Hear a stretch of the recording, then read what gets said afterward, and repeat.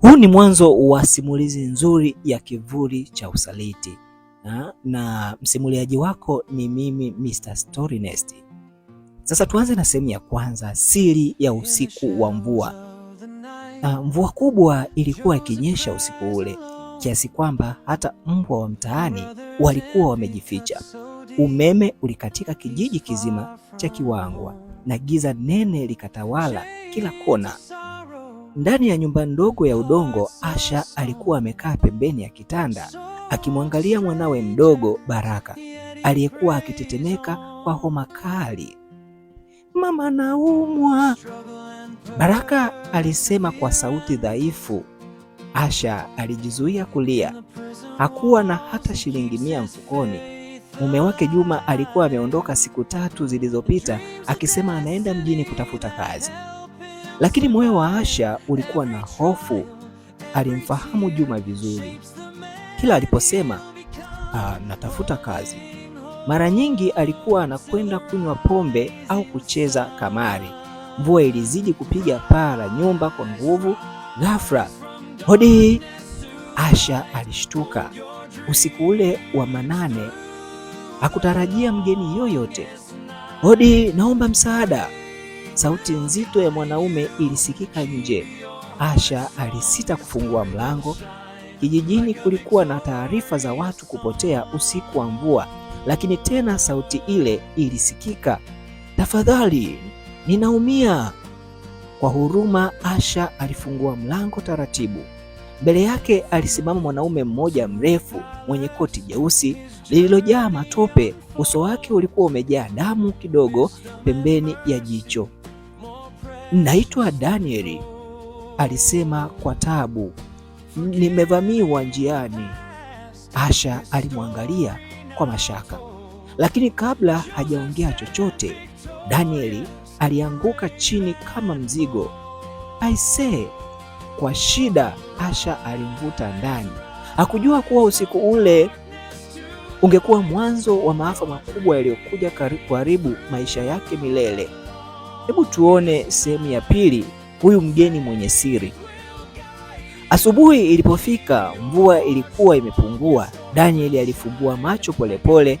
Alijikuta amelala kwenye mkeka, huku kichwani akiwa amefungwa kitambaa. Asha alikuwa jikoni akipasha uji.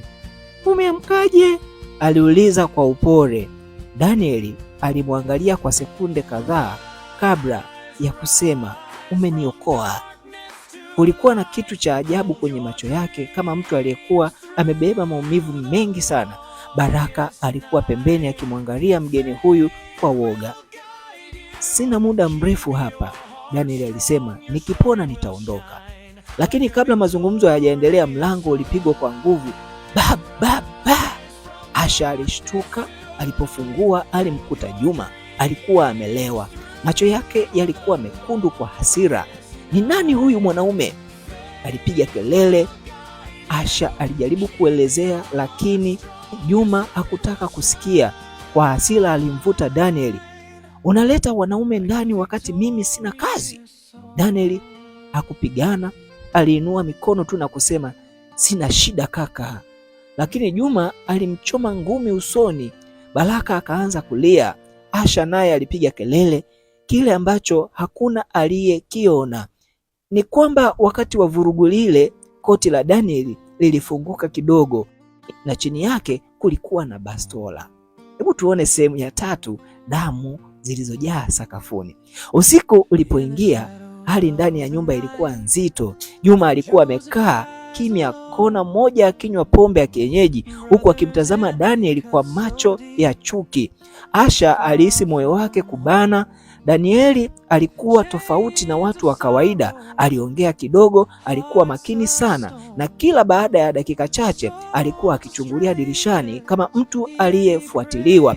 Baraka alipitiwa na usingizi. Ghafla mbwa wa jirani walianza kubweka kwa fujo nje. Danieli alisimama haraka. "Mlango, fungua," alisema kwa sauti ya chini. Asha aliuliza, "Kuna watu nje?" Kabla hawajafanya chochote, risasi ilipasua dirisha. Asha alipiga kelele, Juma akaruka kwa hofu. Wanaume wawili walivaa nguo nyeusi walivamia nyumba. Mpeni Danieli! Danieli alimvuta Asha chini, risasi nyingine ikapiga ukuta. Juma kwa uoga alipiga kelele, mchukueni tu, sijui hata alitoka wapi. Danieli alimtazama Juma kwa macho ya maumivu, kisha akatoa bastola yake. Kilichofuata kilikuwa cha kusikitisha. Risasi, vilio, damu. Dakika chache baadaye mtu mmoja alikuwa amelala sakafuni akiwa amekufa, na huyo mtu alikuwa Juma. Mwili wake ulikuwa umetapakaa damu mbele ya macho ya mkewe. Asha alipiga yowe kubwa lililosikika mpaka nyumba ya jirani, na hapo ndipo maisha yake yalipoanza kubadilika kuwa ndoto mbaya isiyoisha. Hebu tuone sehemu ya 4, ahadi ya uongo. Baada ya kifo cha Juma, kijiji kizima kilijaa hofu. Polisi walifika lakini washambuliaji walikuwa wametoweka. Danieli aliwaambia polisi kuwa walikuwa majambazi waliomfuata kutoka mjini, lakini baadhi ya watu kijijini hawakuamini. Walianza kumtazama Asha kama mwanamke aliyebeba mkosi. Siku zote wanawake wanaleta wanaume usiku, hauishi. Wanawake wa kijiji walinong'ona. Asha aliumia sana, lakini Danieli akaanza kumsaidia. Alimnunulia dawa Baraka, akaleta chakula, akarekebisha nyumba. Polepole Asha akaanza kumwamini. Usiku mmoja Danieli alimwambia, nitawalinda. Asha akalia. Kwa mara ya kwanza tangu mume wake afe alihisi kuna mtu anajali. Hakujua kuwa nyuma ya tabasamu la Danieli kulikuwa na siri mbaya kuliko kifo chenyewe. Hebu tuone sehemu ya 5 ya sanduku la chini ya kitanda. Siku moja Danieli aliondoka ghafla kwenda mjini. Asha alikuwa akisafisha nyumba alipogundua sanduku chini ya kitanda. Lilikuwa limefungwa kwa kufuli, lakini pembeni kulikuwa na ufunguo. Moyo wake ulianza kwenda mbio. Alipofungua, mikono yake ilianza kutetemeka. Ndani kulikuwa na pesa nyingi sana, simu 3, pasi ya kusafiria na picha za watu waliokufa. Lakini picha moja ilimfanya ashindwe kupumua. Ilikuwa picha ya Juma. Nyuma ya picha kulikuwa na maandishi, alimalizwa. Asha alihisi dunia ikizunguka. Danieli hakuja kwa bahati mbaya, alikuwa amekuja kwa sababu fulani, na huenda mume wake hakufa kwa ajali. Hebu tuone sehemu ya 6 ya ukweli unaouma. Usiku ule Asha hakulala. Alikuwa ameshika picha ya marehemu mume wake huku machozi yakimtoka. Alikumbuka siku Danieli alipofika, alikumbuka bastola, alikumbuka jinsi alivyompiga risasi yule mshambuliaji bila hata kuogopa. Sasa kila kitu kilianza kuonekana tofauti. Danieli alikuwa nani hasa? Asubuhi aliporudi, Asha alimkimbia. Ulimuua Juma? Asubuhi aliporudi, Asha alimkabiri. Ulimuua Juma? Danieli alinyamaza, kimya chake kilikuwa jibu. Baraka alikuwa mlangoni akisikiliza. Danieli akasema kwa sauti nzito, Juma alikuwa msaliti. Alichukua nini? Pesa. Asha alishtuka. Danieli alikuwa sehemu ya genge la uhalifu wa kutisha mjini, na Juma aliiba pesa zao. Hatukutaka kumuua, lakini alijaribu kutukimbia.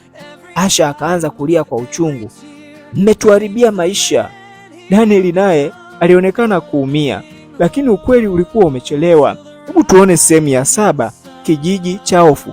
Taarifa zilianza kusambaa. Watu wa kijiji wakaanza kusema Asha anaishi na muuaji. Watoto wakamkimbia Baraka. Hakuna aliyewatembelea tena. Usiku mmoja nyumba yao ilichomwa moto kwa nje, wakafanikiwa kuzima, lakini ujumbe ulikuwa umefika, ondokeni kijijini. Asha alitaka Danieli aondoke, lakini Danieli alisema, ukiniacha sasa watakuua. Kwa sababu genge lile lilikuwa bado linawatafuta, Asha alijikuta anakwama katikati ya mauaji yanayomlinda na watu wanaotaka damu yao. Sehemu ya 8 ambayo ni usaliti wa mwisho kabisa. Danieli alipanga kutoroka usiku. Aliandaa gari, lakini aliporudi ndani alimkuta Asha hayupo. Asha alikuwa ameenda polisi kwa siri. Aliamini angeokoka, lakini hakujua kuwa kituo cha polisi kilikuwa na watu wa genge lile lile. Usiku huo huo polisi waliwauza. Daniel alipogundua alichelewa. Gari lilizingirwa, risasi zikaanza kurindima kila upande. Baraka alipiga kelele, "Mama!" Asha akamkumbuka mwanawe huku akilia kilio cha mwisho. Katika vurugu zile, Baraka alipigwa risasi. Mtoto mdogo akaanguka mikononi mwa mama yake. Asha alipiga yowe lililoweza kuyeyusha moyo wa jiwe. "Baraka! Baraka!" Danieli aliwaua watu wawili wa genge, lakini risasi zilikuwa nyingi. Moto ukaanza kwenye gari na Danieli akamwangalia Asha, "Nisamehe." Hayo ndiyo yalikuwa maneno yake ya mwisho. Risasi ikampiga kifuani, akaanguka. Asha akabaki ameshikilia mwanawe aliyekuwa anakata roho polepole. "Mama, naogopa." Baada ya sekunde chache Baraka akatulia kimya. Mwisho wa giza. Asubuhi iliyofuata wakazi wa kijiji walikuta gari lililoungua pembeni ya msitu. Ndani yake kulikuwa na miili. Asha pekee ndiye alikuwa hai, lakini akili yake haikuwa sawa tena. Alikuwa akitembea kijijini akiongea peke yake. Wakati mwingine alikuwa akimuita Baraka, wakati mwingine alikuwa akimlaumu Danieli. Na kila mvua kubwa ilipoanza kunyesha, Asha alipiga kelele, "Msimfungulie mlango usiku wa mvua, usifungue mlango." Miaka miwili baadaye, Asha alikutwa amekufa ndani ya nyumba ile ile ya zamani. Uso wake ulikuwa umejaa hofu na mlango wa nyumba ulikuwa wazi. Jina langu ni Mr. Storynest. Unaweza ukasubscribe chaneli hii, ukashare pia kwa rafiki zako. Niambie umejifunza nini kupitia kwenye komenti kutokana na simulizi hii. Brother's envy cut so deep, he's far from home.